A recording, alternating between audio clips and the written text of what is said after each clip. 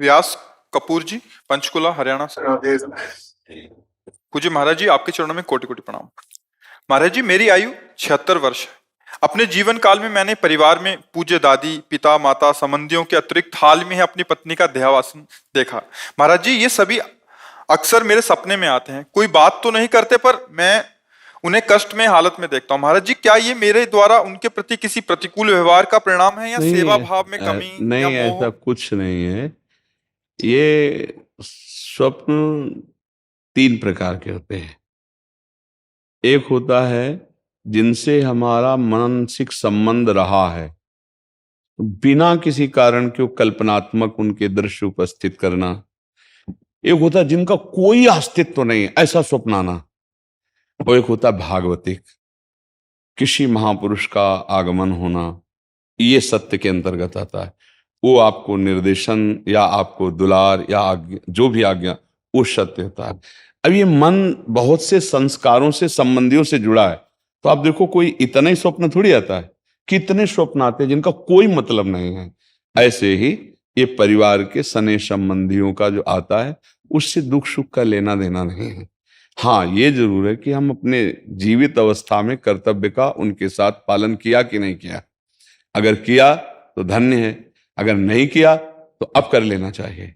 उनके प्रति नाम जप करना, उनके प्रति दान पुण्य करके उनको प्रदान करना।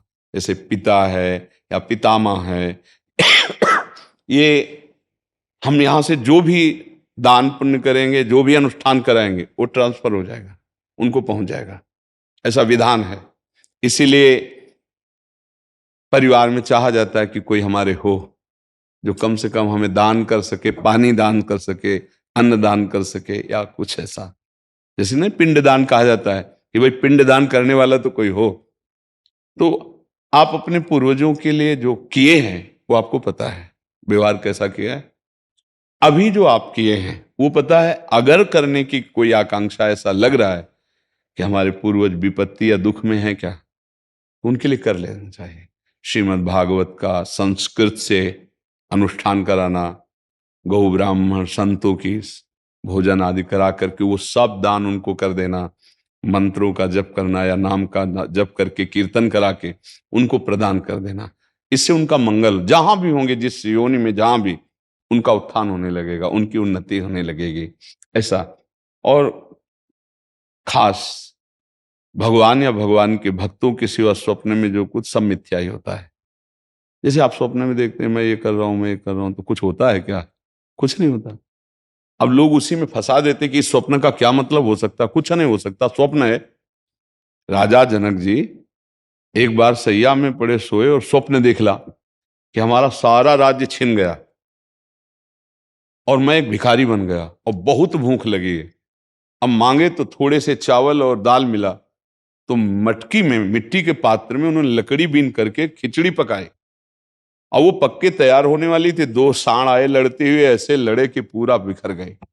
और भूख से व्याकुल, अरे ये क्या, ऐसे कि पूरा मेहनत किया हुआ सब भोजन, और आंख खुली तो महाराज जनक का सत्याग्रह। तो उनका ये सत्य कि वो सत्य, जो अभी जनक भूखा डोल रहा था, भीख मांगा और वो चावल दाल पका रहा था, वो जनक सत्य या ये सत्य? क्योंकि उस समय ये सत्य नहीं था, इस समय वो। तो सत्य कौन है? अब उनके सभा में बड़े बड़े ज्ञानी महात्मा बैठते, तो आकर प्रश्न किया, ये सत्य कि वो सत्य। अब कुछ उसकी व्याख्या हो तो समझ में आवे, ये सत्य कि वो सत्य। अब कोई उत्तर ही ना देवे। तो जब ये बात अष्टावक्र जी को पता चली, तो सभा में नवीन अवस्था थी। सभा में आए और जनक जी से बात की। जनक जी ने पूछा कि ये सत्य कि वो सत्य? तो उन्होंने कहा, ना ये सत्य ना वो सत्य। उमा कहूं मैं अनुभव अपना, सत हरि भजन जगत सब सपला। सपना तो सपला है ही, जागृत भी सपला है, सत्य है हरि नाम। तो आप ये समझ लीजिए, ज्यादा उस पर विचार मत कीजिए। यदि आपके अंदर ऐसा भाव आता है, धन आपके पास है, तो ऐसी कुछ सेवा दान पुण्य करके, कहीं ऐसे जैसे गौ सेवा है, गौ को चारा पवा दिया, है ना, कहीं साधु महात्मा को किसी किसी एक को भी भोजन पवा दिया, और वो कहीं भागवत हो रही उसमें सहयोग कर दिया। नहीं पूरी भागवत करवा सकते, भाई हमारे कुछ चंद रुपए इसमें सहयोग में हो गए, और उसका फल हमारे माता पिता दादा दादी को मिले, ऐसे भाव किए जाते हैं, तो उससे उनको कल्याण होगा, उससे उनका मंगल होगा।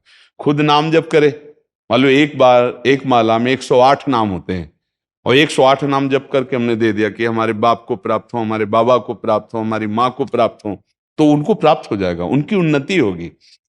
एक नाम भी कल्याण कर सकता है, इसलिए स्वयं करे, अर्थ के द्वारा ऐसा करके कर दे, और बकाया ज्यादा स्वप्न का विचार न करे, ये व्यर्थ होते हैं। हाँ, कोई संत महात्मा आए, भगवान का आदेश दे, वो बात अलग होती है, बकाया सब व्यर्थ होते हैं। ये व्यर्थ में फंसो मत। अगर स्वप्निक विचारों वालों से बात करोगे तो आपको फंसा देंगे। कुछ नहीं, जब जागृत स्वप्न है तो फिर स्वप्न तो स्वप्न ही है।